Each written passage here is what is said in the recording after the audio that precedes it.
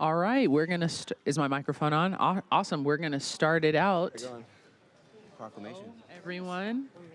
You know, I'm happy to. All right, I don't want to have to hit the gavel, but hold on.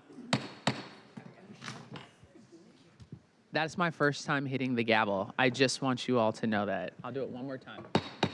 Okay, we're going to come to order. Thank you. So the May 12th meeting of the Seattle City Council will come to order. It is 2:04. Is that good? Like 2:04 p.m. I am Joy Hollingsworth, Council President. Will the clerk please call the roll? Councilmember Rink. Present. Councilmember Rivera. Present. Councilmember Saka. Here. Councilmember Strauss. Councilmember Foster. Councilmember Juarez. Here. Councilmember Kettle. Here. Councilmember Lynn. Here. And Council President Hollingsworth. Here. 9 present. Awesome. Thank you. Councilmember Saka has a proclamation for signature and presentation today. The proclamation recognizes May 2026 as Bike Everywhere Month. After Councilmember Saka makes comments, the roll will be called to affix signatures on the proclamation, and then we will suspend the rolls to present the proclamation to our guests and allow the guests to provide brief comments. Councilmember Saka, you are recognized. Thank you, Madam Council President. And it is my distinct honor to present this proclamation, again, recognizing May 2026 as Bike Everywhere Month. This is a critically important proclamation now more than ever that we're bringing forward on behalf of Seattle's bicycle community, which here with us today include folks from Cascade Bicycle Club, but also our broader biking community includes Washington Bikes, Seattle Streets Alliance, West Seattle Bike Connections, Bike Works, Transportation Choices Coalition, the Major Taylor Project, and countless others. Community partners who work tirelessly every single day to improve bike and pedestrian safety across our city.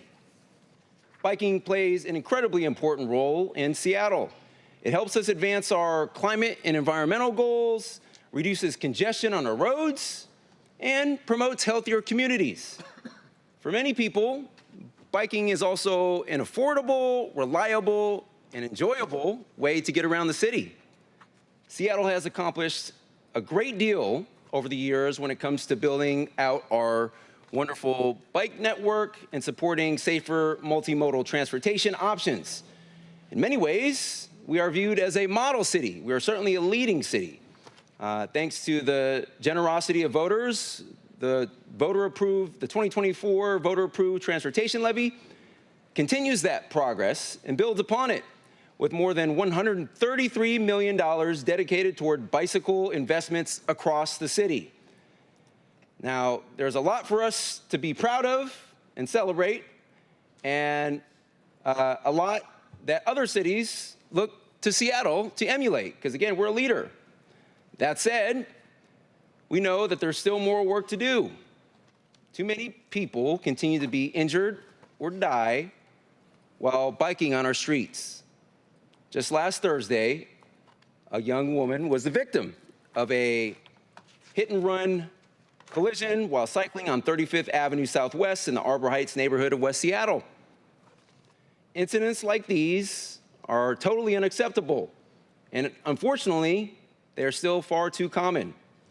They underscore the urgency and importance of our continued investments in protecting our most vulnerable users on the road, cyclists and pedestrians. Every Seattleite deserves to feel safe getting around their city, regardless of whether they are walking, biking, rolling, or driving. But I'm grateful for the work that organizations and advocates here today do to keep cyclists safe and continue pushing our city forward. Seattle has a strong and passionate cycling community. Know this firsthand, and it is something that I'm incredibly proud of. Thank you. Actually, Madam Council President, I know we're going to do the signing of signatures, see who wants to sign it in just a moment, but I'm going to take a moment to read a few select passages. This is a very well-written, well-crafted proclamation, so I'm not going to read the entire thing, but I will read a few select passages. The City of Seattle Proclamation. Whereas the bicycle is a healthy, financially accessible, and environmentally sound form of transportation that reduces greenhouse gas emissions, eases traffic congestion, and provides independent mobility for people of all ages and abilities. Whereas funded by the levy and the sustained work of the Seattle Department of Transportation, the city has delivered transformational projects across Seattle's bike network, including protected bike lanes on Beacon Hill, in Soto, along East Marginal Way, and on the waterfront along Alaska Way, adding more than 20 miles of new facilities since 2021 alone. And whereas bicycling is proven to improve physical and mental health, support local businesses, provide low-cost transportation options for households without access to a vehicle, and advance Seattle's climate and equity goals. And whereas Cascade Bicycle Club, Washington Bikes, Seattle Streets Alliance, I'll need to remember that recent rebranding, Seattle Streets Alliance, West Seattle Bike Connections, Bike Works, Transportation Choices Coalition, the Major Taylor Project, and dozens of community partners host rides, community celebrations, and educational events throughout the month of May, including Bike Everywhere Day on May 13th, 2026, which is tomorrow. Whereas the Seattle City Council calls upon all residents to celebrate by riding their bikes, exploring our growing network of protected routes, and joining the community of people working together to make Seattle a safer, healthier, and more connected city for everyone. Now, therefore, we do declare today to be, well, this month, to be Bike Everywhere Month in the city of Seattle. Thank you. Awesome. Thank you, Councilmember Saka. Are there any further comments on the proclamation today? Taking a quick scan. Thank you, Councilmember Saka, for bringing this and for crafting a well read and delivered proclamation as well. We love Bike Everywhere Month, and we're looking forward to getting this signed. So will the clerk please call the roll to find out which council members would like to affix their signature to the proclamation? Councilmember Rink, Aye. Councilmember Rivera, Aye. Councilmember Saka, Aye. Councilmember Strauss, Councilmember Foster, Yes. Councilmember Juarez, Councilmember Juarez. Aye. Thank you. Thank you. Councilmember Kettle, Aye. Councilmember Lynn, Aye. Council President Hollingsworth. Yes. 9 signatures will be affixed to the proclamation. Awesome. So everyone on council is declaring it. Thank you, Councilmember Saka, for this. And I think now what we're going to do, if there's no objection, we're going to suspend the rules so Councilmember Saka can present the proclamation. And then are there a list of speakers that are going to be joining us today as well? Yes, thank you, Madam Council President. I would now like to invite Tyler Vasquez from Cascade Bicycle Club forward to give his remarks. Welcome. Good afternoon, Council. My name is Tyler Vasquez, and I'm the Policy and Advocacy Officer for Cascade Bicycle Club. When you learn to ride a bike, the first thing you notice isn't the wind in your hair or the freedom everyone talks about. It's the ground. You're looking down, watching the pavement, figuring out where it's safe to go. And in Seattle, more and more, that pavement is for people who bike or want to. May is Bike Everywhere Month. And because of protected bike lanes, the greenways, the improved crossings going in across the city, getting on a bike doesn't feel like a dare anymore. It feels like a choice, a real choice. And today, with this Bike Month proclamation, our elected officials are putting that in writing. They're saying officially on record, bikes belong in Seattle. People who ride belong on our streets. People who ride belong here. That matters more than I can say, not just for the seasoned cyclists who've been advocating for years for our protected bike network, but to every kid, every newcomer, every person who looked at Seattle streets and wondered if there was a place for them. Washington State has earned the most bike-friendly state in the United States. And Seattle is moving, is forward-thinking, making sure our streets are safe for people who bike. This has earned national recognition for its commitment to building a truly bikeable city, and that recognition belongs to the advocates who showed up month after month, meeting after meeting, and to the leaders in the room who listened and acted. So thank you. When you funded and championed, what you funded and championed has changed what's possible for people like me, people who want to bike. So what's next? With gas prices skyrocketing, more people are ditching their car and moving towards using their bike, or choosing to walk, or choosing to roll. This means we need safer streets by adding more protected bike lanes and making sure we slow down our drivers. Better connections across our city and neighborhoods. A network that takes someone from their first wobbly ride and takes their training wheels off to become a confident commuter through and through the city, and makes every mile in between feel safe. Bike Everywhere Month is our moment to show the city what's possible when people feel safe enough to try. I feel like we're getting closer. Seattle, let's get there together. Thank you, Council. Let's bike everywhere, especially tomorrow.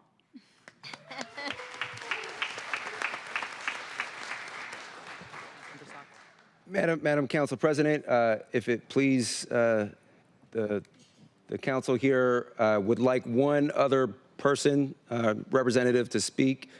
Clara Cantor on behalf of Seattle Streets Alliance. Welcome. And then we'll take our picture. Awesome, thank you. Hi, everyone. Is that working? Hi, everyone. I'm Clara Cantor. I'm a community organizer with Seattle Streets Alliance. You all probably know us as our former name, Seattle Neighborhood Greenways. We are a grassroots, people-powered movement. We work to make every neighborhood in Seattle a great place to walk, bike, and live. And this year, we're celebrating our 15th anniversary. And I just wanted to kind of look back for a moment on what we've done as a city in the last 15 years. In that time, biking in Seattle has completely transformed. Back in the day, we were celebrating when Seattle was painting sharrows on the streets. We celebrated putting in our first neighborhood greenway up in Wallingford. In 2014, we passed a bike master plan that at the time was one of the most ambitious in the entire country.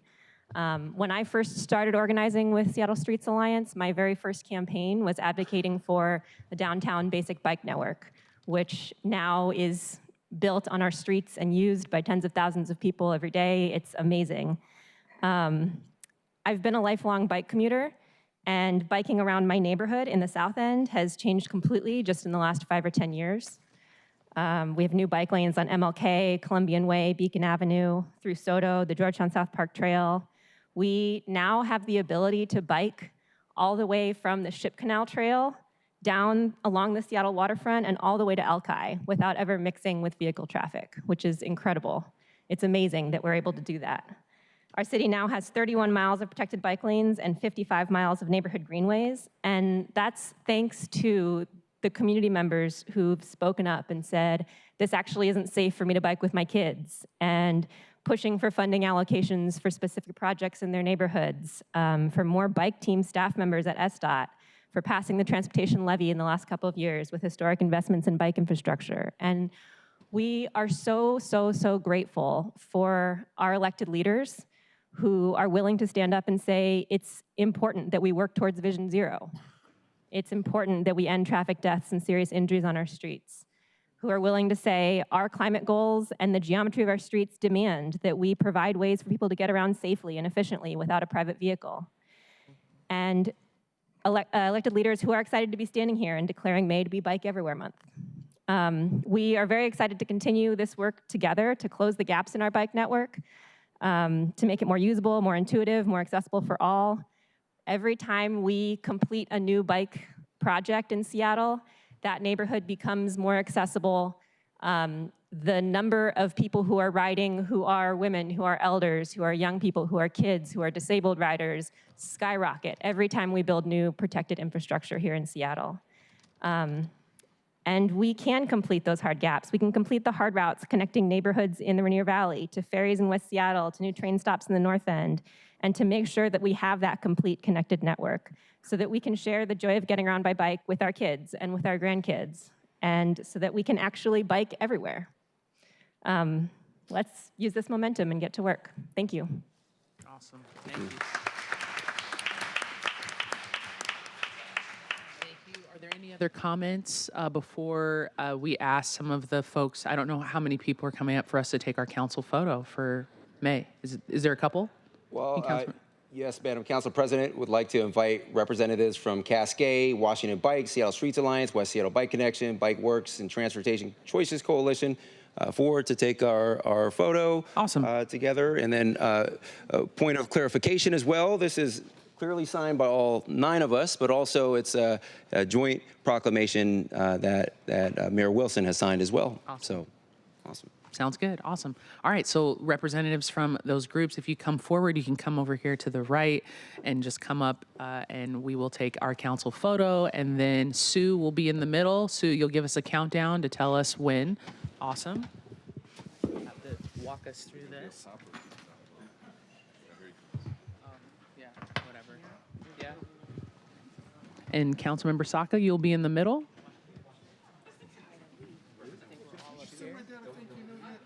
Okay. He hasn't sent my photo. I wanted to make sure I saw you. It's good to see you. Thank you. Okay, I'll get right on him. I'm just, you know, I'm Council member. Hello. Great to see you. Thank you. Hey, how are you? Thank you. You snuck down the line. I'm going to sit on this side. Oh, my goodness, so much. all right, we're going to scrunch. Is this on? We're going to scrunch in. We're going to scrunch in as best we can. So let's scrunch in. Scrunch, scrunch, scrunch. Well, Yeah, we got to scrunch. there's no more. Oh, there's more people coming. That's great to see you. Rob, you want to get in the middle? Yeah. Green light, green light. This one. Okay, so is this mic on? Is this? I'm going to switch spots with you. Yeah. All right. There you go. You all ready? Yes. Can't see in the front. So everyone's going to look at Sue. Sue, will you count us down? We'll look right here in the middle. Go right ahead. Bob, he's going to, right here. She's going to, yep, there you go. If you move.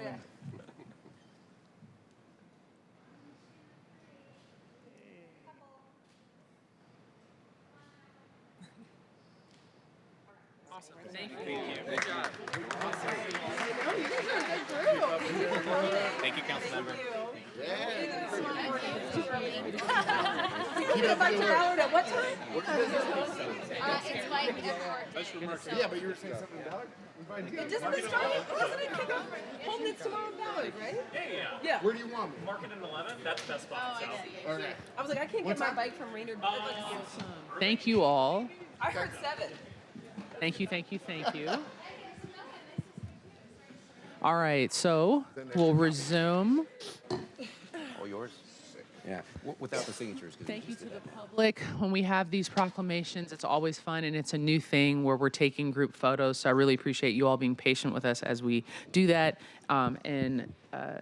And thank you, Councilmember Saka. We are very excited for May to be Bike Everywhere Month. So if you don't have a chance, you should fly down Madison in the bike lane, or in the bus lane. It's the most fun thing going east. It is, from Broadway and just flying down the hill in your bike. I just wanted to throw that out there. And yes, you can ride your bike in the bus lane, in some bus lanes. I believe you can in there. If not, I'm incriminating myself. Okay, so Colleagues, at this time, we're going to open the hybrid public comment period. Public comment is limited to items on today's agenda or the introduction and referral calendar or within the council's purview, so our work program. The council cannot accept comments on quasi-judicial items or campaign-related matters. Clerk, how many speakers do we have signed up? We have 16 in person and 3 remote. Awesome, 16, so that's 19. Everyone will get 2 minutes. Will the clerk please read the public comment instructions? The public comment period will be moderated in the following manner. Speakers will be called in the order in which they registered. Speakers will hear a chime when 10 seconds are left of their time. Speakers' mics will be muted if they do not end their comments within the allotted time to allow us to call on the next speaker. Public comment period is now open and we'll begin with the first speaker on the list. Awesome. So if you are online, you know that we'll go to in-person speakers first, and then we'll jump online to you all. So we do have 16 in person, and then we'll go to our online folks. The first people up is Ruth, followed by Jan. So Ruth Dite, followed by Jan Johnson, Nick, Kurt, Paul, Yvonne, Dom. Then we have Hampson, Anitra Freeman, and then Oren. Welcome. My name is Ruth Dite, here representing Friends of Queen Anne. Barney Frank, who's in hospice care, observed that overreach by the left with stances that alienate moderates has set Democrats back. We, the moderates, compromise. We try to understand the other side and find the reasonable middle ground. We believe in a big tent. We recognize the need to upzone for more growth, but realize upzoning alone won't make housing more affordable for those who need it most. We think we can grow seamlessly, blending the new with the old, to take a phrase from our plan, without losing our tree canopy or rolling back important development requirements, like the one being considered Thursday that will reduce stormwater runoff requirements. But we moderates are drowned out by a well-oiled Seattle machine of paid lobbyists and paid citizen organizers whose message is amplified by the urbanist and other biased advocacy journalism. They are rigid in their views and attack and vilify any attempt at moderation.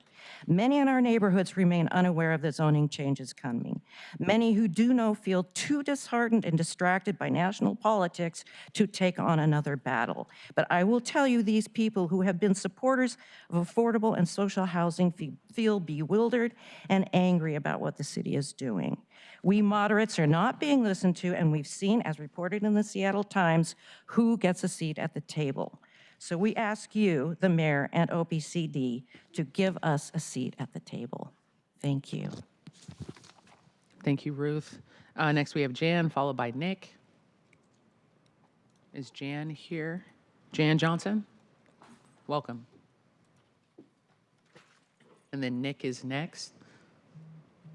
My name is Jan Johnson. I've been in business in Seattle since 84, the Panama Hotel, National Landmark, National Treasure, and I just want to speak on behalf of the American Hotel, the use in the CID. And I think the best use is a youth hostel. I refer a lot of people there. There's a lot of people come to my building, and it's a different type of clientele. If they're backpackers and they want to stay here, but they want to pay less, and they're fine with sleeping in bunks and things like that, I show them where the American Hotel is. I just think it's a good use, and I'd like to see it stay that way. And I don't know if, is that enough? Just saying, like, thanks, Bob, that's enough. I'd like to look into it more. I don't know if this council is on land use for that building.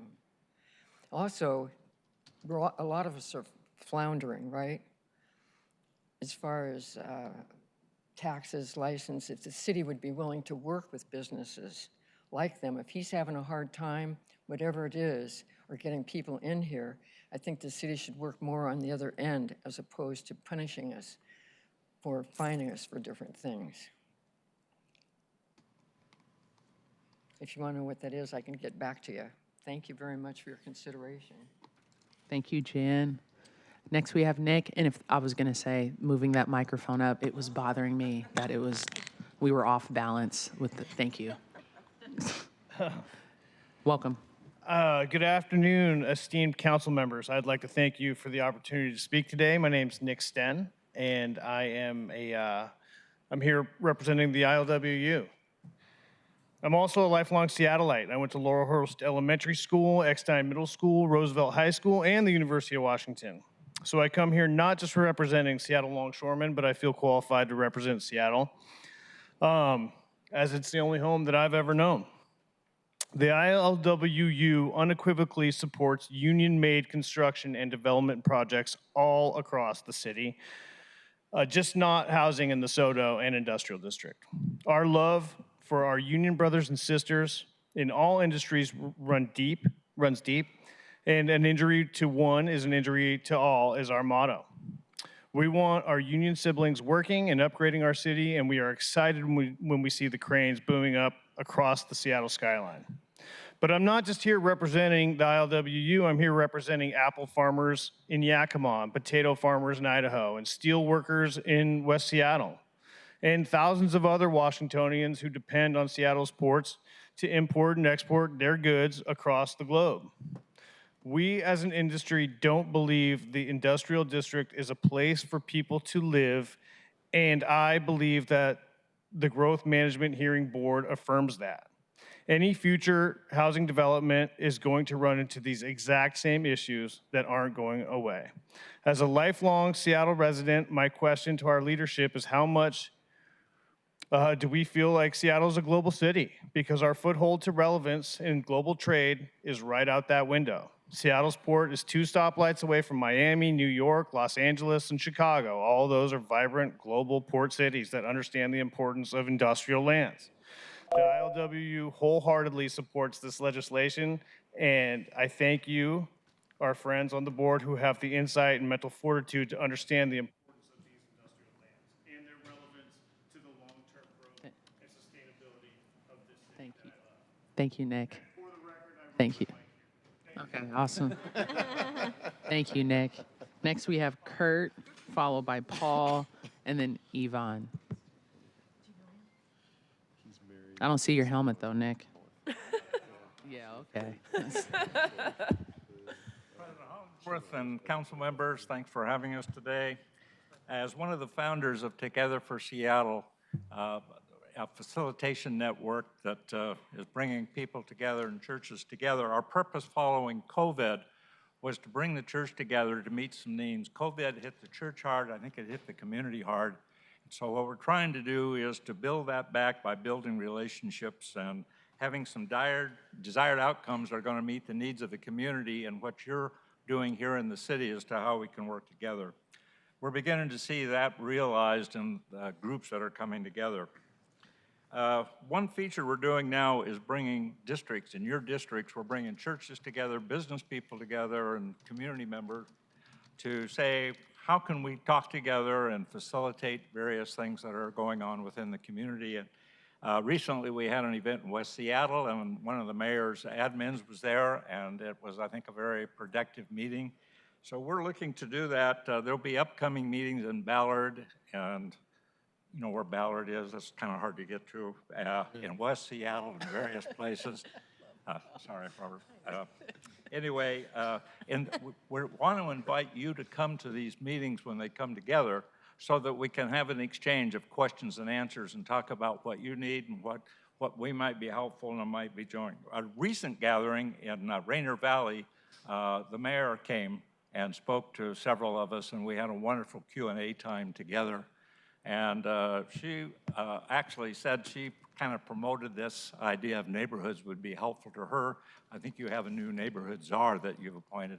So we're going to invite you to come. We will work with your admins from the standpoint of getting information to them as when we're doing things, and then we would invite you to come because we think this Q&A thing will be good. Thank you. Thank you, Paul. And I think we skipped over Kurt. Are you Kurt? Awesome. Come on, Kurt. And then followed Kurt is Yvonne, and then Dom. I'll take the shorter one.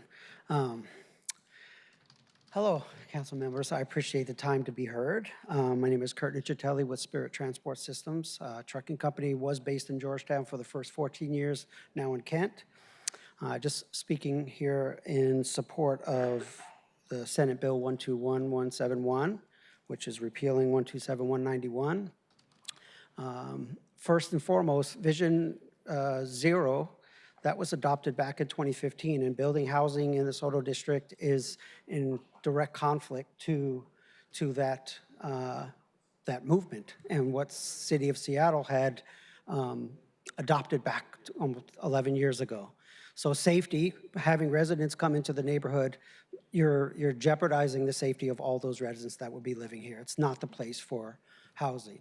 And more importantly is the economic impact. So impeding freight mobility in Seattle not only impacts the economy here in Seattle, but across Washington State. Tens of thousands of businesses and probably hundreds of thousands of workers. You know, what the average citizen may not know is that everything that you buy in the store is brought there by a truck. If you bought it, a truck brought it. So when you impede and impact the heavy haul corridor, you're actually impacting even the well-being of those residents when they go to the stores. My company actually delivers product for quality bicycle products. So we bring full containers in of bicycles. So it's vast and comprehensive how the gateway impacts the well-being of the whole state and every citizen that resides here. And although it may benefit, you know, the Carpenters Union and some local businesses and maybe residents that might think it might be a good idea to live here in the Soto District, which it's not, it would negatively impact even those that are reaping some of the benefits. So thank you for letting me talk. Appreciate your time. Next, we have Yvonne, followed by Dom, Hampson, Anitra, Oren. Ivan? Sorry, I gave you. I was French with it. Yvonne. I've heard it pronounced worse. Hi, my name's Ivan Gertis. I stay at Cher's Brick House. Cher Wheel has 36 years experience and now shelters 500 people a day in indoor shelters in tent cities. Our shelters, though, unfortunately, are having to turn away people because we just don't have the space for it. More shelter is desperately needed. And Cher can do more. We have a successful shelter operations template. We just need the funding and the sites. Both Tent City 4 and Tent City 3 are moving this month. In fact, Tent City 4 is moving Friday. Invitations to anybody who can make it, who's willing to help. Tent City 3 only has 3 months with their host, and we would love to get in on the city site search efforts. We really want to move to a year-long stays. Thank you. Thank you, Ivan. Next, we have Dom, followed by Hampson, Anitra, Oren. Hi, my name is Dom. I'm with Share Wheel at Tent City 3. As an organization, we have 500 spots indoors and in tent cities, and together, we've been assisting the homeless for my whole life, for 36 years now. We have a template that is working and can be duplicated to expand the help we're providing in our community. Unfortunately, we're turning people away because we need more funding and more sites. And what we really need is permanent or semi-permanent sites and more funding. Without shelter, people die on the streets alone, like the man killed right near where I'm staying. We need safety, compassion, funds, and support getting long-term sites. Thank you. Thank you, Dom. Next, we have, I think it's Hampson. Hampson, followed by Anitra, and then Oren.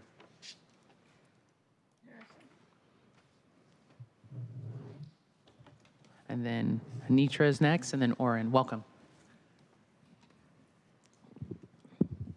I would first like to start off and say thank you for your time today and allowing me to speak before you. My name is Harrison Hoyt, and I stay at Share and Wheel's Tent City 4. Share and Wheel has 36 years of experience and now shelters 500 people at day-in shelters and tent cities. More shelters are desperately needed. I believe Share Wheel can do more with more funding sites. We can bring in and help more homeless people off the streets with Share's Wheel's time-proven and successful shelter operations template. I would like to use my personal experience as an example. 3 weeks ago, I was homeless at the Pier of Seattle. Share and Wheel has allowed me to sleep safely and eat proper meals with a community of like-minded peers. Both TC4 and TC3 are moving this month soon. TC3 only has a 3-month host. We would love to get on city site search efforts and really want to move to year-long stays. Thank you for your time. Thank you so much. Next, we have Anitra, followed by Oren. Thank you. Anitra Freeman with Share and Wheel. As you've heard, Share and Wheel have 36 years of experience and currently shelter 500 people. And it's not enough. We're turning people away at the Share screenings. We're turning people away at the door of the Wheel shelters. And we all know that without shelter, people die. I got involved with Share and Wheel in 1995 while I was homeless. I got into housing in 1996, and I stayed involved because this is my community. Over 30 years, I've seen people come into this community with what I call the gray pavement look. They're torn down, torn up, practically sleepwalking. And they may sit there during meetings, and if somebody asks for their opinion, it's like, what? And then they slowly come back to life because everybody takes for granted that you do have an opinion. You do have something that you can contribute. You are needed here, and you're wanted and you're valued here. I see people coming back to life every day in the community, and I contrast that with standing vigil out there for the people who died without the community. Please help us give that community to many, many more people. Thank you. Thank you, Anitra. Next, we have Oren. And after Oren, we have Miss Yvette, we have Ken, we have Aaron, we have Howard Gale, we have Becca, and we have Nathan. Good afternoon, and thank you. My name is Oren Boone, and I am a participant at Tent City 4. I found myself to be in a new situation in life about 3 months ago, and the transition into the Tent City has been something I never expected. I thought it would be a bit like Lord of the Flies, and the truth is we have a self-regulated camp that keeps things fairly orderly. I've been assigned roles of kitchen master, security. Currently, I'm the move master, helping us, our encampment to move to the next location later this week. It's challenging, and it's very fulfilling to see things like Anita spoke about, to see the changes come about in people if they're given the opportunity. There are people being turned away. There are not enough tents and not enough room and not enough time. Currently, we have a new lease that our other tent city is going into. It's only 90 days. It's difficult to find these places time and time again, but from what I've seen so far, that's one of the biggest hurdles we have, and I would ask that you give consideration to that when going over this land use motion and taking that into heart, that there are things that work. I'm seeing it firsthand, and I'd be happy to go more into detail. Thank you. Thank you, Oren. Next, we have Miss Yvette, followed by Ken, Aaron, Howard Gale, Becca, Nathan. Welcome, Miss Yvette.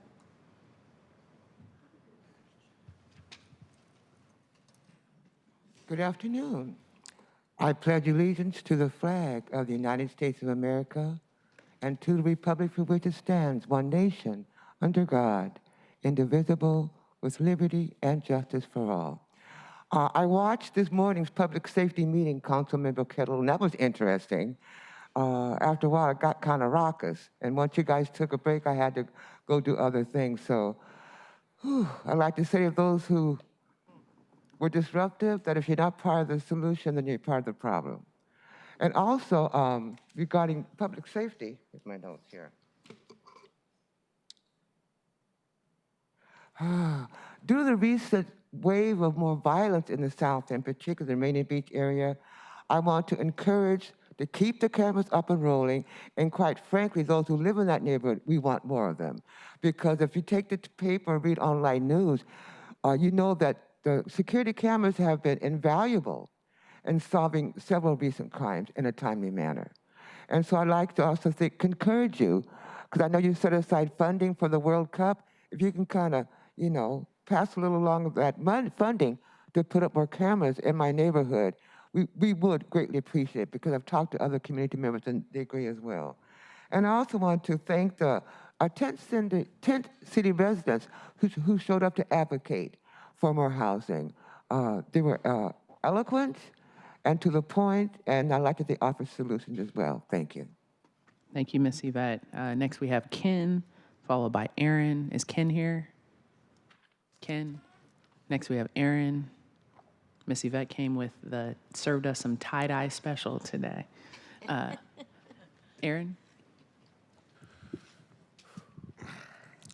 Good afternoon, Council President Joy Hollingsworth and members of the Seattle City Council. My name is Aaron Tulloch. I serve as a legislative aide with FMS Global Strategies and We Build Back Better Alliance, representing more than 110 businesses, nonprofits, and community stakeholders across Washington State.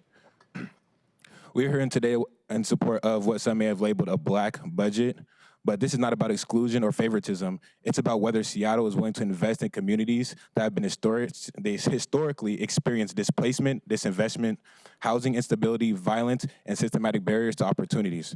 I grew up in Seattle's Central District. I'm one of the many Seattleites who were pushed out of the city because housing costs skyrocketed and longtime residents and working families could no longer afford to stay. So when we discuss gentrification, redlining, displacement, I'm not speaking from theory, I'm speaking from lived experience. I attend these council meetings regularly, both in person and online. I see the work happening here, and I also see the pressure that comes from public leadership.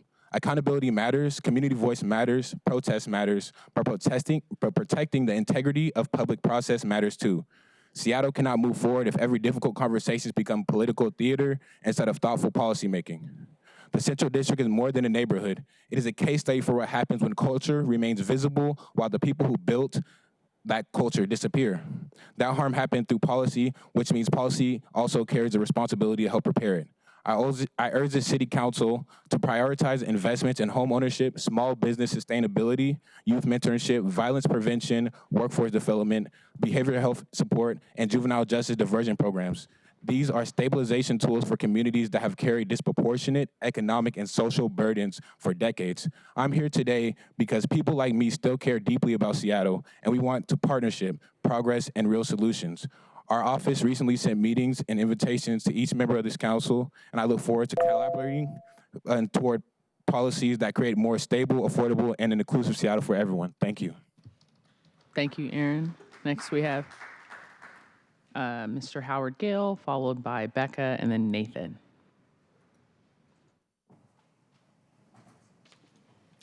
Good afternoon. This morning in public safety, this council gave voice to the people that were victimized at Cal Anderson last year by the SPD, and gave voice to the OPA, the OIG, and the CPC, who protected the people that did the victimization, and you denied any voice to the people that were actually the victims, two of whom were in this council chambers. This is unacceptable. And I was chastised for doing that, for bringing this to people's attention, and yes, disrupting the meeting, because it's appropriate for you guys to make decisions that we don't like. It's not appropriate for you guys to gaslight us and to silence victims. And yet, Councilmember Juarez decided that I was due a sanction, that I was disruptive. And so all I would ask Councilmember Juarez is this, is those the same words that you would tell the people in 1970 that took over Discovery Park to make the Daybreak Star Center? Are you the person that would also chastise people in 1972 for taking over the school that became El Centro? They were disruptive. Sometimes people have a just cause. And what happened this morning was actually productive dialogue because there was a disruption. That disruption was absolutely proper and correct. Thank you. Next, we have, back up. Please, not today. Please. Next, we have Becca and then Nathan, and then we're going to move online. We will be respectful in these chambers, or else, thank you. Good afternoon, Council.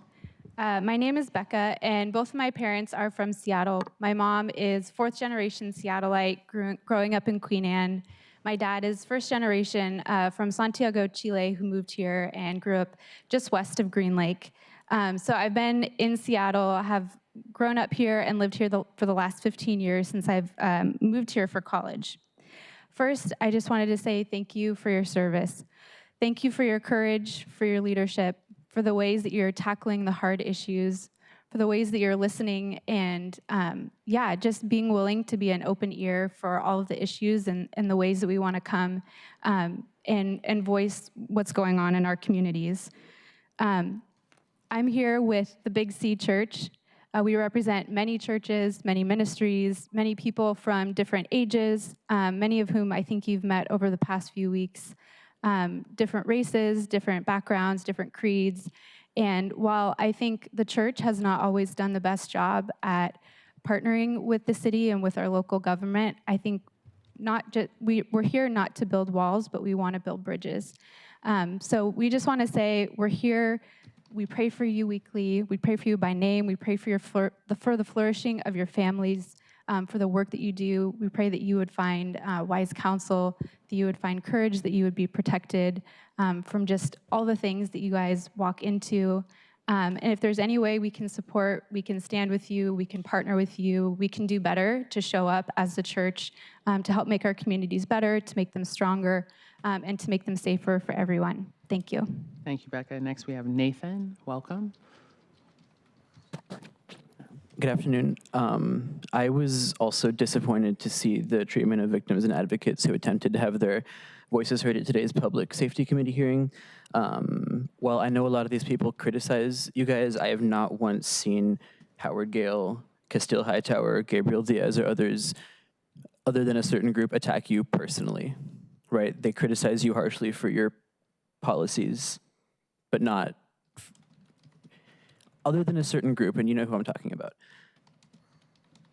Your job is to listen to the public. Our job is not to praise you and be your friends. Our job is to hold you accountable. If we want to talk about disrespect, though, was it disrespectful when Councilmember Rivera characterized people who criticized her attacks on the Equitable Development Initiative funding as demonizing her and being misinformed? I think it's disrespectful to call people misinformed.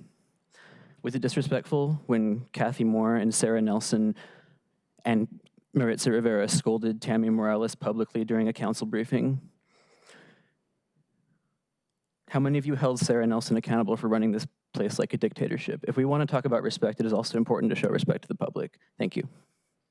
Thank you, Nathan. Next, we have, and we're going to move online, we have Scott, followed by Rose, and then David. So we have Scott. And you're going to press *6, Scott, to unmute yourself. Yep, can you hear me? Yep, go right ahead.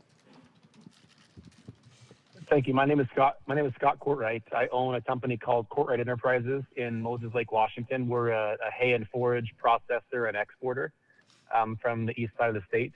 I wanted to thank you for the opportunity to speak. I would have been there in person today, but we've already started our harvest season here this last week, so we're busy. I did want to speak out in favor of the repeal of the redistricting SODO. As it's been characterized many, many times, the Port of Seattle is not just the Port of Seattle. It's the Port of Washington, Port of Eastern Washington, Port of Idaho, Port of Montana, and many other states, as we rely on that port to ship our goods overseas. A little known fact, but the hay industry actually is the single largest containerized product that actually ships off of the West Coast. In Washington state alone, it represents more than $600 million in annual revenue just across 20 exporting companies who employ more than 5,000 people just within our own businesses. That has nothing to do with the number of farmers who depend on access to these ports. Although the waterfront is a beautiful place, I do feel very strongly that there's no business in rezoning the industrial ground in that area to build a small number of houses, condos, whatever, while limiting access to the rest of Washington state and the ports that we rely on so significantly. Those are a public asset. Many of us across the state, our tax dollars go to improvements there, along with federal funding and other state funding. So we would love to see for the city of Seattle to continue to develop, but leaving that area alone because so many people's livelihoods depend on access to the Port of Seattle on a daily basis. We make large investments in our facilities every year. We cannot do this if we keep running into the same concern that at some point we're not going to have access to support. So again, thank you very much for your time. Thank you. Thank you, Scott. Next, we have Rose, followed by David Haynes. You'll press *6 to unmute yourself, Rose. Hello. On Sunday night, there were two tragedies that went into the trans community. The first of which most people are aware of, that a trans woman was murdered inside of her dorm room, inside what should have been a locked facility. The second is a trans woman was left homeless and had no place to go in Cal Anderson Park. Both of these were avoidable tragedies. None of these were things that shouldn't have happened for no reason. They both happened because of intentional things and decisions that have happened in our community. The trans woman that was murdered in UW was because there was a locked key card that was split open. It was cut with tools, and instead of Graystar fixing the building, they let it be broken for months so someone could come in and murder this woman.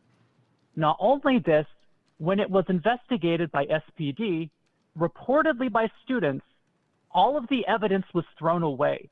This is there needs to be people held accountable for this, and there needs to be people held criminally accountable for this trans woman being murdered for no reason. She should have been safe. There is no reason why this should have happened. We don't yet know her name, but we do know that she should have been safe. She deserved to be safe, as every other student does, as the council and the city and the mayor have talked about the impending genocide to trans people. We cannot leave people vulnerable. We are the people that get targeted first. We have people all over Seattle that are being targeted by homophobic, transphobic slurs, being attacked, and they feel that nobody is standing up for them. We need the city to be with us. We need the city to stand by us, and it cannot happen with this going on. The city needs to take a stand and very publicly come down on those that let this trans woman be murdered. Thank you, Rose.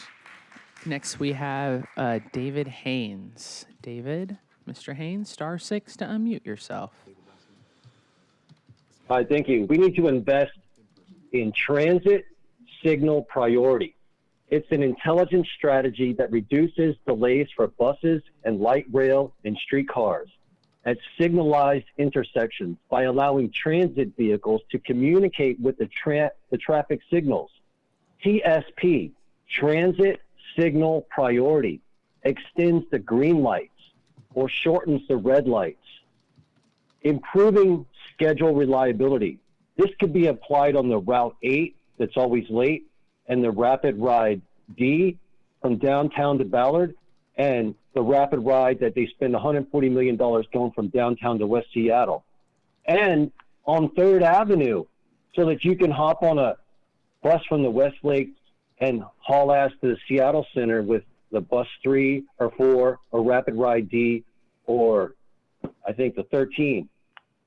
That said, we need to stop sharing the streets with the evil, predatory drug pushers. We need a better leadership at the top of the police chief who seems to have this skewed, scorned, lived experience from the Jim Crow law South that thinks that black and brown drug pushers should be exempted from jail because they're deemed the most vulnerable, as if they don't know any better, and that they're allowed to destroy their fellow man's lives and ruin the pursuits of happiness, and then create all these junkie thieves and be exempted from jail, while nonprofits unqualified that are connected to the re-election apparatus are not overseen properly and not breaking the addiction of the conscription of all of these self-destructive individuals who take all the capacity away from innocent, houseless residents and citizens who are being subhuman mistreated. And, you know, wherever you do bike, beware on the Burke Gilman between the Ballard Bridge and 17th Ave all the way up to Leary. Thank you. Okay, so we have reached the end of the list of registered speakers. Public comment period is now closed. There's not any more people signed up. Thank you all for coming to council, your thoughtful emails, and your Oh, I'm sorry. I was just going, my apologies. Councilmember Strauss. Thank you, Council President. Just putting on, for the record to reflect, this is the second time I've noticed that Howard Gale has personally impugned the motives of Councilmember Juarez as compared to anyone else on this council. And so I'm just making this direct comment that the record does need to reflect that I am now seeing a pattern of behavior of this public commenter targeting a certain individual on our council. Thank you. Thank you, council members. So now, Mr. Gill, so both of y'all are being disruptive. Mr. Gill, you're being disruptive now, okay? Young lady right here, we need to calm down. Thank you, Councilmember Strauss. We're gonna continue. So guess what? We're gonna go into a nice recess for 5 minutes until we can calm down and you're not disruptive in these chambers and being respectful. And then if we come back and we're continuing to be disruptive at this council, we're gonna move this online because we have a ton of business that we have to get through that people have come and took out of their day, that making sure that we get through this stuff. So we're gonna be on a 5-minute recess so we can calm down and be respectful to each other.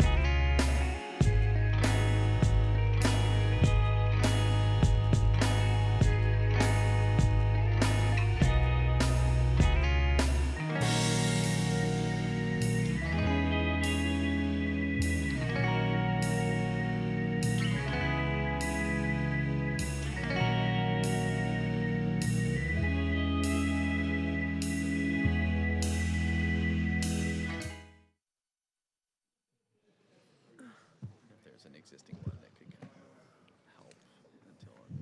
Awesome. Welcome back. Will the clerk please call the roll for the meeting? Councilmember Rink. Present. Councilmember Rivera. Present. Councilmember Saka. Here. Councilmember Strauss. Councilmember Foster. Here. Councilmember Juarez. Councilmember Kettle. Here. Councilmember Lynn. Here. Council President Hollingsworth. Here. 7 present. All right, awesome. We're going to jump right into our agenda. If there's no objection, the introduction referral calendar will be adopted. Hearing no objection, the introduction referral calendar is adopted. If there's no objection, the agenda will be adopted. Hearing none, the agenda is adopted. We're going to now consider the proposed consent calendar. The consent calendar items include minutes of May the 5th, 2026, and Council Bill 121206. Are there any items council members would like to remove from today's consent calendar? Hearing none, I move to adopt the consent calendar. Is there a second? Second. Thank you. It's been moved and second to adopt the consent calendar. Will the clerk please call the roll on the adoption of the consent calendar? Councilmember Rink. Yes. Councilmember Rivera. Aye. Councilmember Saka. Aye. Councilmember Strauss.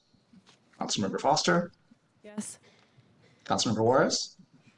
Councilmember Kettle. Aye. Councilmember Lynn. Yes. Council President Hollingsworth. Yes. 7 in favor, none opposed. Awesome. Will the clerk please affix my signature to the minutes and legislation on the consent calendar on my behalf? Colleagues, we're going to move right into the agenda. So we're going to have, will the clerk please read item number 1 into the record? And for the record, Councilmember Juarez is present. Thank you. Agenda item 1, Council Bill 121-171 relating to land use and zoning, repealing ordinance 127-181, which allowed residential use within the stadium transition area overlay district under Chapter 23.74 of Seattle Municipal Code. The committee recommends the bill pass. Councilmember Steady Ready Eddie Lynn, you are recognized to provide committee report. Thank you, Council President. Colleagues, I think you're all familiar with this piece of legislation, but just for members of the public, last year, Ordinance 127191 was passed, which allowed residential use within the Stadium Transition Area Overlay District. That decision was appealed. It was brought to the Growth Management Hearings Board. We lost that appeal. We were ordered to take action, and this bill ordinance, which would repeal the prior Ordinance 127191, addresses compliance with the Growth Management Hearings Board. The purpose of this bill is simply procedural and meant to comply with the Growth Management Hearings Board. It is not intended to revisit prior policy decisions about what uses should be allowed in this area. I've had a number of meetings with many of the affected parties, including the building trades, the stadiums, the port, ILWU. And my message has been and continues to be, I think we need to find a negotiated settlement, a way to find a use that everyone can live with. You know, electeds come and go, administrations come and go, but these partners that work in that area, they're going to be there long term. And I think, you know, it's not helpful when the pendulum swings one way or the other, when, you know, something gets passed and then appealed and lawsuits happen. If we can find a long-term solution, if the parties can work together, and I'm certainly happy to work with the parties to do everything I can to help find that negotiated solution, I think that's going to be a better long-term solution. In the meantime, we do need to comply with the Growth Management Hearings Board, and so the committee passed this 5-0, and I would encourage your support. Thank you. Thank you, Councilmember Lynn. For the record, Councilmember Strauss is present. Colleagues, are there any other further comments regarding Council Bill 121171? Councilmember Rivera. Sorry, Council President. I think I got kicked off the main, so I can't raise my hand, but thank you for calling on me. Colleagues, I will vote yes today because the Growth Management Board is requiring us to come into compliance, and that's important. But I do want to publicly restate my support for the stadium housing, which would provide badly needed housing and jobs. And having folks living in the area would be a public safety benefit there as well. I know that there's some appeals going through the courts, and depending on the results of those appeals, I'd love to see this proposal brought back. And yes, Councilmember Lynn, I think it's important for the partners to all work together towards something that everyone can support. And it's important that when this was originally negotiated, there were some labor partners that felt like they were not part of that the final conversation, and I don't think that's fair, and I would like to see something different, because that doesn't always feel good as part of a final negotiation, and jobs are important, and so is housing. So anyway, I think these are all opportunities, but thank you for bringing this forward. Like you said, the Growth Management Board is requiring us to come into compliance, and we need to do that, so thank you. Thank you, Councilmember Rivera. Councilmember Saka. Thank you, Madam Council President. First, want to thank the committee chair, Lynn, for ushering this legislation through your committee. That I think we can all agree, like, this type of legislation doesn't make a lot of people feel good, regardless of how you land and where you stand on the underlying issue and the merits. But I do want to clarify up front that my vote today is based solely on the procedural aspects of this legislation, and that's it. This is solely and exclusively about compliance with the Growth Management Hearing Board's requirement that our city address procedural irregularities. I wish it were more, well, some may wish it were more riveting, intriguing, palace intrigue about reversals and revisiting these substantive issues. No, this is about being in compliance with nitty-gritty technical procedural details. To be clear, this is not about revisiting the broader policy debate around whether housing should or should not be allowed in SoDo. Those remain pending issues that our city will need to confront again at some point with the parties that are going to outlive all of us being front and center and making those decisions. And part of that debate occurred extensively when we had this original conversation. Well, not original, but the most latest iteration of this conversation last year. So my vote today should not be interpreted as a change in my underlying position on the substantive policy question itself. Instead, it's just compliance with nitty-gritty procedural aspects of this legislation. I stand by where I stood originally. My position is clear and known. We also need to be compliant, and that's it. It's about procedural compliance, not the substantive merits of this bill, or the underlying legislation, rather. So, thank you.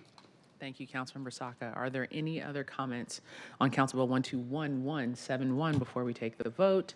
I share the same sentiments, comments of Councilmember Rivera and Councilmember Saka.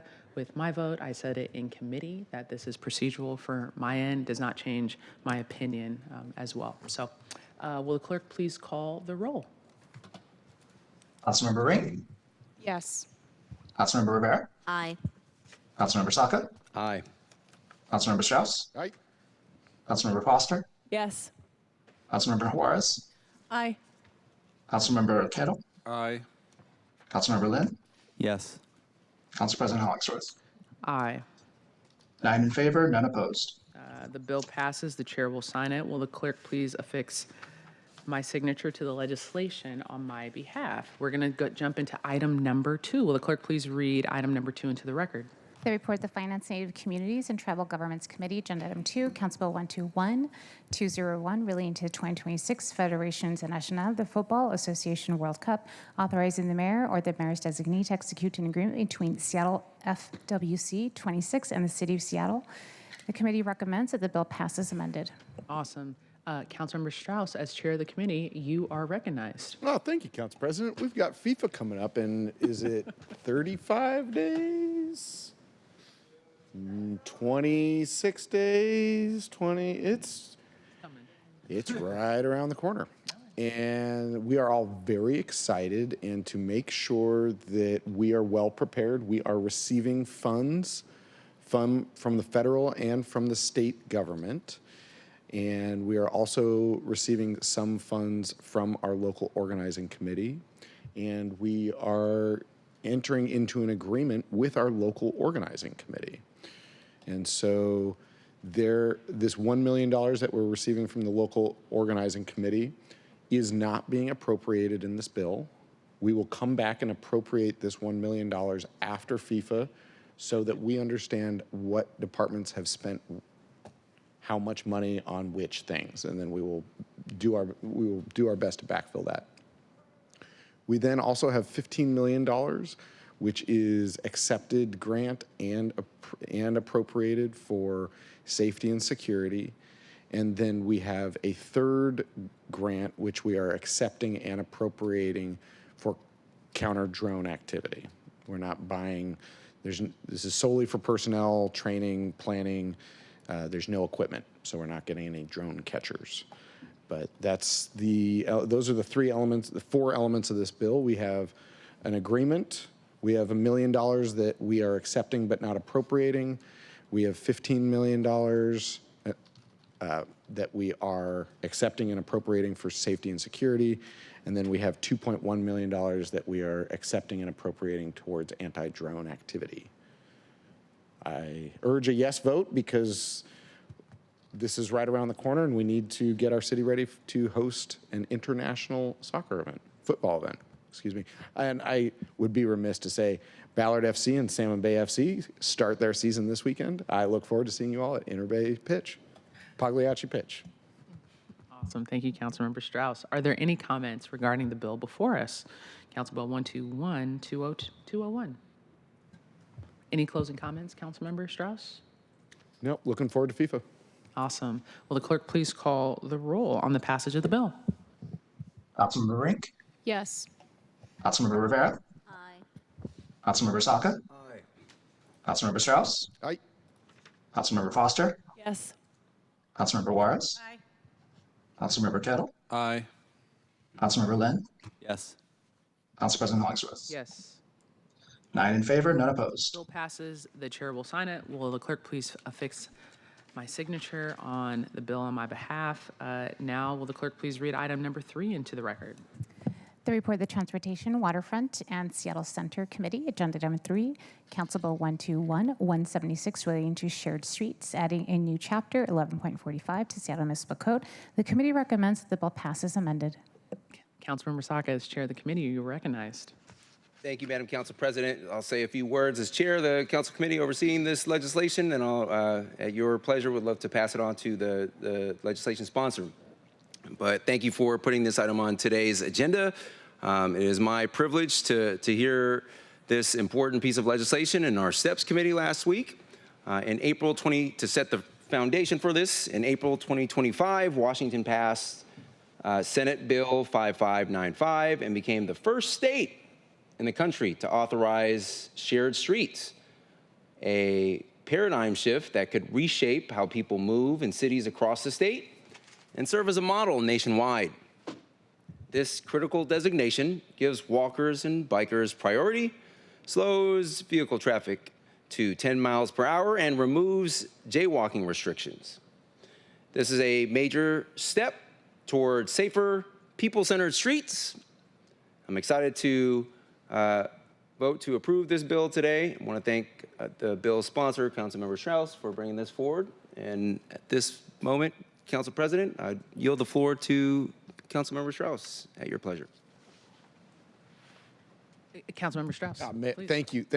And thank you, Councilmember Saka. Just, I want to highlight and really provide my appreciation for the history that you provided, the stage that you set at your committee last week.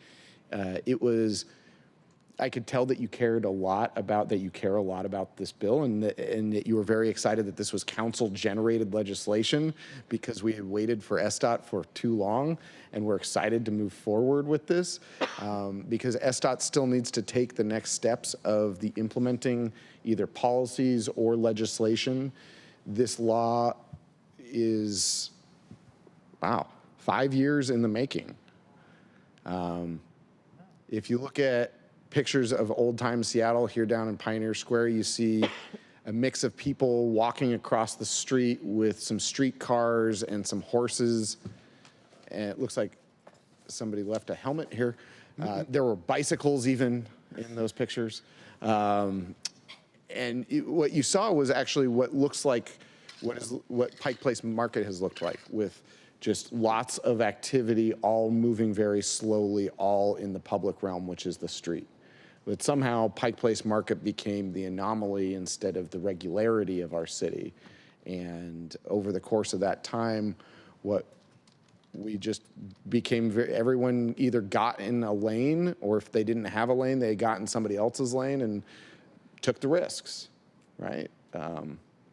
And so, I guess fast forward or rewind to 2021, we were in the pandemic. In Ballard, we were looking at how could we make Ballard Avenue a business street that could continue generating economic activity, that could keep our owner-operated restaurants that are on a thin margin still operating, still making money, still giving Seattleites a vibrant place to engage with each other despite this pandemic. And so we turned Ballard Avenue from a two-way street into a one-way street so that those cafes could have more space to operate. And we ran a number of design charrettes. The council, many different iterations of this council have supported my incremental budget amendments that fund just enough to get us to the next stage. That's me prepping us that I might have another one of those incremental budget amendments coming up soon with the next step for Ballard Avenue. And when we were sitting there, we had traffic speeding by us. And while the lowest speed limits can be put down to 20 miles an hour, I think Ballard Avenue is still 25, but let's play it safe and say it's 20. When you're sitting there trying to engage with the other people that you're dining with, and you're sitting in public space, and a vehicle moves past you, 3 to 5 feet away, if it's moving 5-10 miles an hour, everything's fine. As long as the driver maintains their eyes on the road, 2 hands on the wheel, and keeps moving forward, everything's fine. But when everyone is moving slowly together, we're able to stop bad things from happening, or accidents or collisions, etc. And what we found was that the state had preemption authority on the city to determine our speed limits for streets like Ballard Avenue, like Pike Place. I've heard a number of other council members share streets in their own districts that could benefit from this. And when we heard public comment at Chair Saka at your committee, I heard Heather Peel and Mark Ostro speak really elegantly to why this is important for Seattle today, for now, for the future. And so in that 2021 lunchtime design charrette lunchtime break that we were eating out on Ballard Avenue, and these cars were whipping past us, we realized that the state had preemption, and so we started working to have that state law changed. It took another 4 years, so 2025 was when that bill was introduced to the legislature. It was passed out of the legislature over a year ago, and since that time I've been working with SDOT to figure out, why are we moving so slowly? What can't we move faster? Can we just pass this? And so that is the genesis of us doing our council-generated legislation, which is different than receiving legislation generated by the mayor or by the department itself. And so, Councilmember Saka, again, appreciate you having this in your committee and putting it forward and clarifying for the public. There's a 2-meeting rule on the department-generated legislation. And I'm just here to celebrate with Mark, with Heather, with everyone else that's advocated for this for so long, because while this is an important step to move forward, it's also not the end, because we still need to have these streets designated. And I'm really hoping that the mayor sends down that list soon, or if not, if we just generate our own legislation again. But this is really, if you look back to the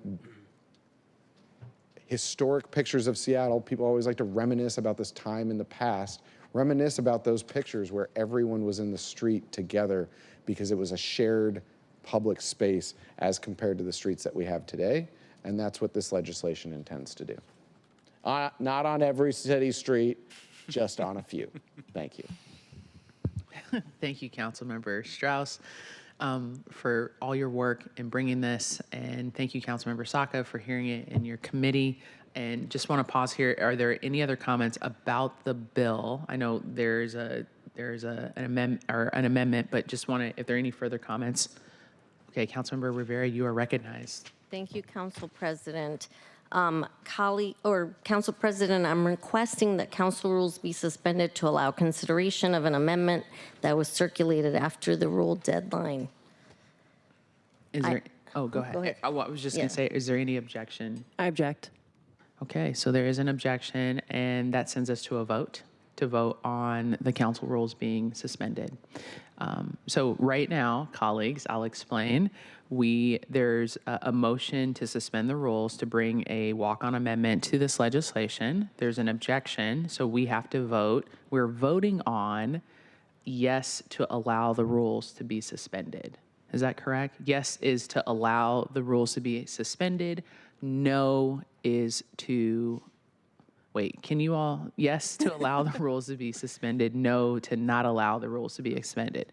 So yes, if you want the rules to be suspended to hear the amendment, no for us not to hear the amendment for the rules to be suspended. Is everyone clear on that?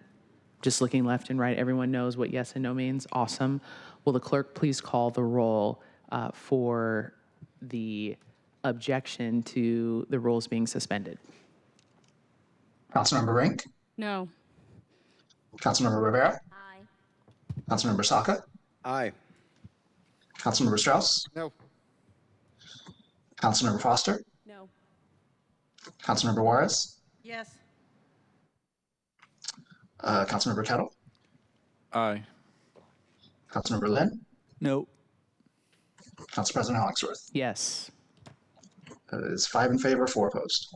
So the rules, pardon me? So no, it had needed a majority. 2/3. So motion fails, or that motion is success. Wait. It fails. It fails. That motion fails. So that means that we can hear we cannot hear the amendment. Yeah. Sorry, I'm confusing yes or no and which one. I apologize. I know that. So so we can't hear that. We will not be able to hear the amendment on the floor. And now, does anyone have any comments regarding the bill at hand? Councilmember Rivera, followed by Councilmember Saka. Oh, go ahead. I'll have last, if you don't mind. I'll have last word. Yeah, okay, absolutely. Thank you, Council President, and to those of you who voted to at least hear the amendment. I will say this is disappointing. You didn't have to vote for the amendment, but I think it's important for us to extend each other the courtesy to always at least listen. I will say that the amendment, I was trying to bring an amendment. It was last minute. I apologize for that. I didn't realize this was coming before full council today. The amendment was really to require SDOT to bring their plans through council through a public council meeting for transparency. After learning from central staff that we do not know what shared streets will look like. This is not a program like Healthy Streets. The city of Seattle has Healthy Streets whereby we can close streets off. This is not that. This is a broader approach and plan. I understand that a big portion of this, which I support, is toward our Vision Zero goals. I just simply wanted SDOT to have to bring something back to council so that we knew what they were doing, and then we could share that with our constituents. Yes, while we're within our right to reach out to SDOT, departments don't always readily share ahead of time, and sometimes we don't find things out till the back end what they're doing, and this would have provided that opportunity to get that transparency on the front end. So unfortunately, this won't go forward, but I did want to state for the record and let the public know what the amendment would have done, and really it was to provide that transparency. It would not have prevented the shared streets from moving forward. That's not my goal here, but it is to provide, like I said, SDOT. I do hear from many constituents frustration around SDOT and the lack of transparency, so that was what that was about. Thank you. Thank you, Councilmember Rivera. We have Councilmember Kettle, followed by Councilmember Lynn, and then Councilmember Saka. Last words.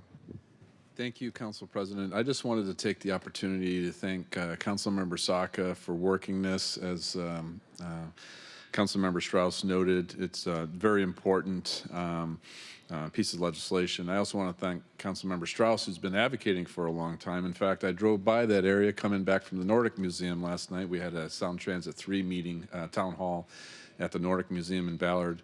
And you know, driving by that area and just seeing the activity that's happening in Ballard is important, but it's not just Ballard, it's all across the city, to include District 7. And one of the things that we're looking to do is find those opportunities in District 7. Like, we're looking to create a civic campus on Queen Anne, and you know, in that area, but also, you know, really building up the Queen Anne Boulevard Park. So we have opportunities to really create this shared street experience throughout the city, to include District 7. And I just wanted to thank,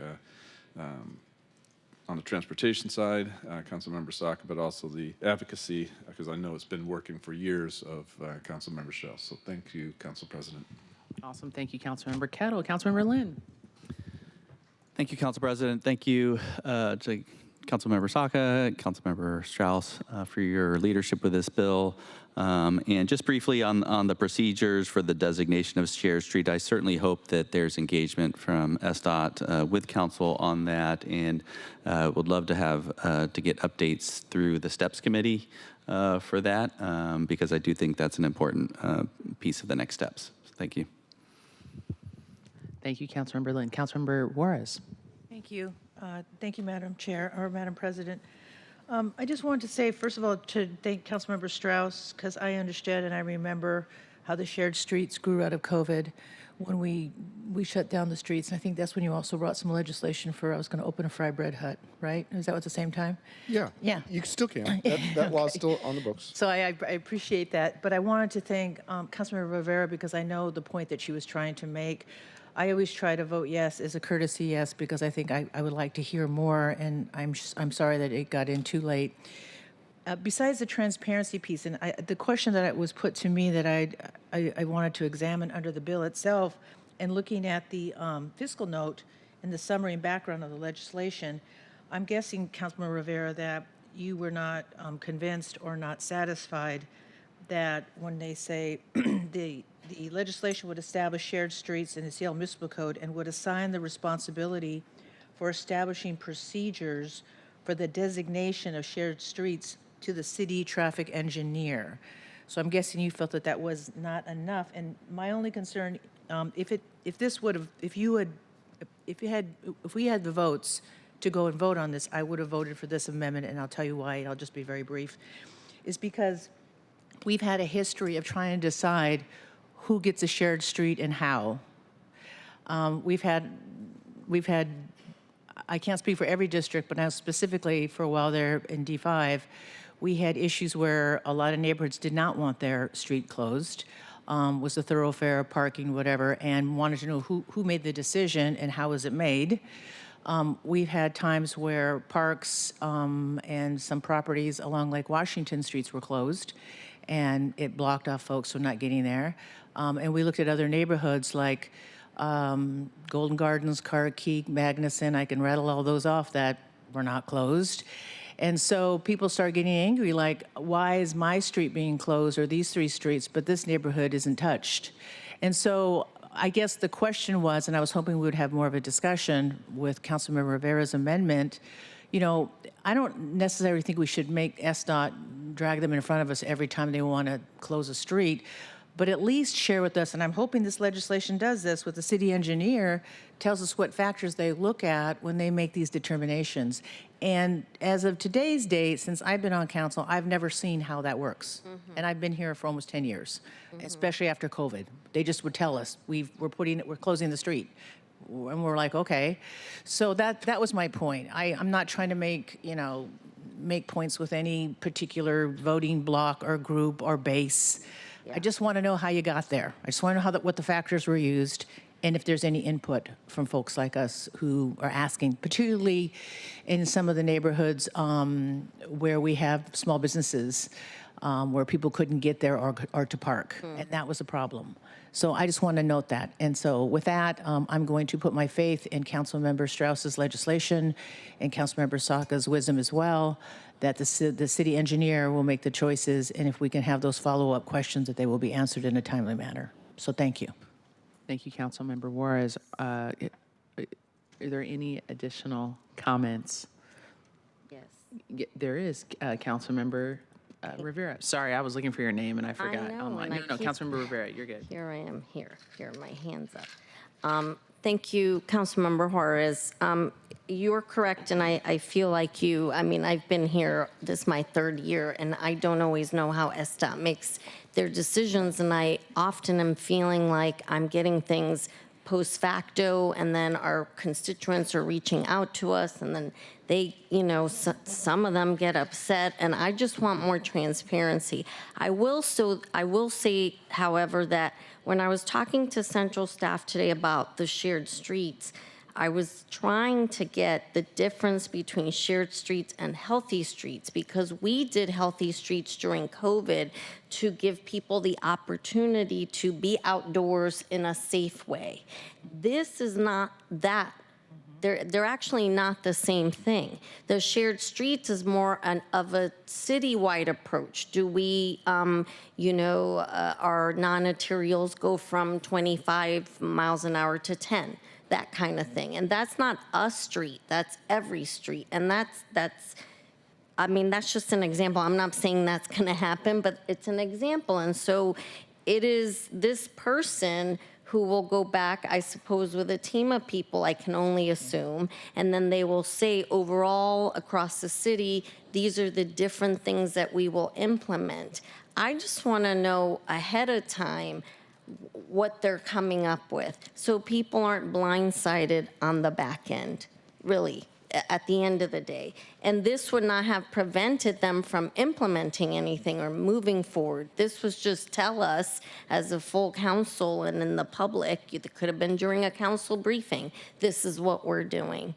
In the absence of that, we don't always get that, like I said earlier, ahead of time from the department. And it is that one person that gets to dictate how all of this goes. And because there was that lack of clarity on what the shared streets were, that Central staff who've been tracking this the whole time, it wasn't actually defined in the legislation at the state level what this would look like. It's up to every city to determine what this looks like. And so SDOT will have to determine what this looks like. We have no idea today what this looks like. And because of that, I thought it was prudent for us to require the department to come at some full council venue to let us know. So thank you. I wanted to explain that. I wanted to explain the distinction between healthy streets, which we still have, and the shared streets approach.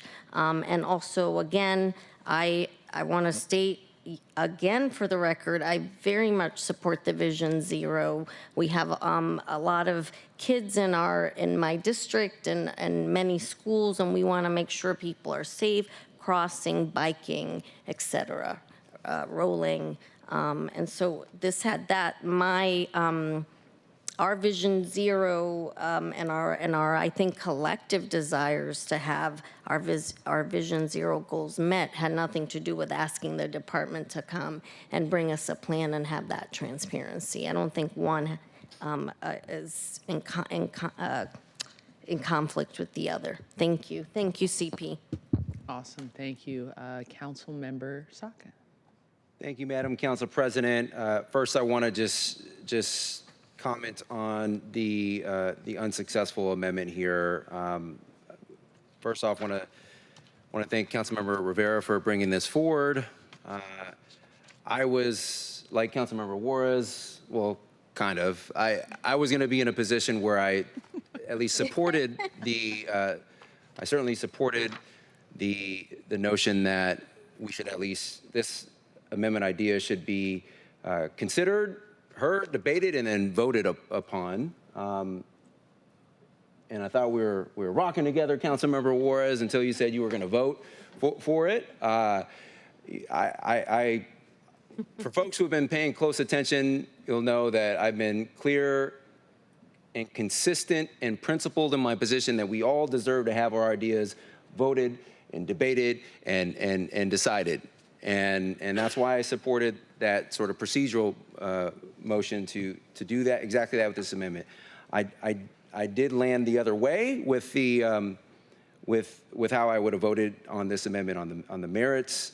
I appreciate Councilmember Rivera for bringing it forward because in my mind, at a high level, this is a good governance amendment and this is a transparency piece intended to promote good governance, drive transparency. Those are laudable, commendable, worthwhile public policy goals and aims that this council has consistently sought to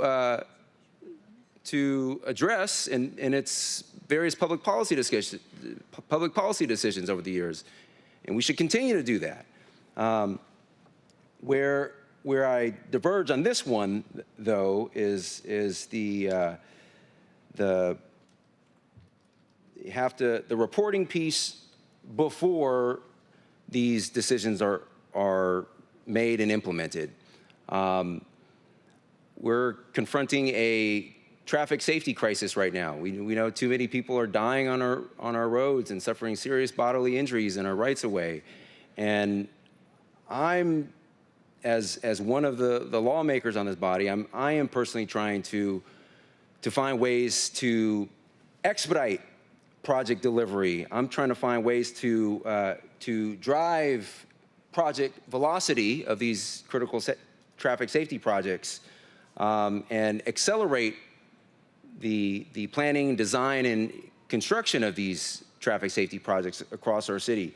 And so if there was a minor tweak, but important tweak in language that said the department should report on this kind of on a looking back basis as opposed to before the projects are implemented, I could probably get comfortable with that. It's really the distinction between looking back on projects that are already delivered versus kind of forward-looking and perspective and you know, that kind of reporting. One, in my mind, imposes a higher hurdle, a bigger burden, and that could potentially, you know, I worry about the potential unintended consequences of you know, slowing down when we're in a point in our city where we need to ideally try and expedite some of these projects. But I do strongly support and stand by the underlying goal. And I appreciate Councilmember Rivera for bringing forward and doing her best to center that underlying goal of promoting good governance, improving transparency. I just would have preferred kind of looking back reporting. In any event, the main bill, as amended or not, the main bill is terrific. I'm excited to be able to support it today. I want to thank Councilmember Strauss again for bringing this forward and partnering so closely with me in my office to get to this point. And shout out to State Senator Emily, I think Alvarado, right? Who was the state legislative prime sponsor of this bill. So she's also my state senator and the 34th and sort of vice versa from a city perspective. But thank you. Passed unanimously. Encourage unanimous support here today. Thank you. Thank you, Councilmember Saka. Councilmember Strauss. Thank you. I will, even though I guess, let me reconfirm. Calvin Chow on our central staff wrote this bill. We could not have done that without SDOT's assistance. So I made it sound like they were not helpful. They were very helpful. So just want to clear that up. I realized what I said and how it came across. Just wanted to thank SDOT for all of your support on this. And then also agree with Council President Emeritus Juarez here, where, you know, sometimes the traffic engineer does things that I don't understand. And for instance, I recently requested a bike lane in my district, and what we received were speed humps. Yep. I didn't realize that a speed hump is a bike lane, but maybe I'm new here. All that to say is, I think it would be good if SDOT came back to your committee, Chair Saka, to present their program at whatever discretion that you want to have with them, you know, whatever time frame and however that works. I do think that more information is better, and that we do need to be able to reduce speeds down to 10 miles an hour on certain streets, and we shouldn't wait any longer. So I want to thank SDOT for all your work. Thank you, Calvin Chow, for all your work. Thank you to Senator Alvarado and Mark Ostro and everyone who championed this from 2021 through the legislature and to today. Thank you. Awesome. Thank you, Councilmember Strauss. As long as I can still go 20 on my bike, I'm good. Well, Count. there is nothing in here. Okay, so are we going to vote? Councilmember Rivera? Well, Council President, I really don't want to leave it on the table that SDOT's going to change our streets to 10 miles an hour. That was just an example. That was just not this is going to happen. So I want to be really clear. I don't want people to be confused about that. But I do know that this is about Vision Zero, and I very much support that. Awesome. Thank you so much. All right, so are we ready to vote, colleagues? Yes. All right, praise God. Can we vote for Council Bill 121176? Council, oh, okay. No. Okay, I'm gonna say this left side down here, hot mess, okay? Just call the roll, 121176. Councilmember Rink, Yes. Councilmember Rivera, Aye. Councilmember Saka, Aye. Councilmember Strauss, Aye. Councilmember Foster, Yes. Councilmember Juarez, Aye. Councilmember Kettle, Aye. Councilmember Lynn, Yes. Council President Hollingsworth. Yes. 9 in favor, none opposed. Bill passes. The chair will sign it. Will the clerk please affix my signature to the legislation on my behalf? Colleagues, there were no items removed from the consent calendar. There's no resolution for introduction today. Are there any more items to come before the council before we adjourn? Looking left, looking right. Let me look to the left again. Councilmember Strauss. Sorry, that wasn't a joke. Colleagues, want to give you update on Sound Transit. Councilmember Kettle joined myself in the 36th Legislative District and Councilmember Jorge Barone yesterday at the National Nordic Museum to discuss the current status of the Sound Transit approaches. Since the last time I saw you all, we had the 3 approaches that Sound Transit staff presented, none of which prioritized ridership. From there, Chair Summers of the entire 18-member board presented the chair's package on how to move forward. This package does many different things. I'm not going to get into those details right now. I just sent you all an email on how you can testify at either the executive meeting this week or the executive meeting, the full board meeting next week. Those are the only 2 opportunities to provide public comment between now and final passage of the chair's package, unless the process slows down. We do have 100% design for Graham Street in there. We are getting all the way to the West Seattle Junction. We are stopping short at Seattle Center in what they are still calling the Ballard segment, even though Seattle Center, as Councilmember Kettle put it, is not even adjacent to Ballard. North King Caucus is going to be putting forward some amendments. I'm going to be putting forward some of my own amendments, and it would be really great to have your voice heard at Sound Transit. If you are planning to attend, please just let my office know so that we can make sure that all of the small details are taken care of. Thank you, Council President. Thank you, Councilmember Strauss. Are there any additional comments? It's great to get update from you, and thank you for all your hard work. I know you've been out here putting on forums and town halls and been very active in making sure that we can build the damn trains. So thank you for that, Councilmember Strauss. Really appreciate all your work on that and representing the city of Seattle on the Sound Transit Board. Colleagues, are there any more items to come before the council? I'm looking to the right. Councilmember Kettle has his stuff. He's ready to go. I'm looking to the left. All right. This meeting is adjourned. The next meeting will be May 19th at 2 p.m. Hearing no further business, we're adjourned. Thank you. That one has been feeling like pushing a rock up there. Councilmember Kettle is ready to go.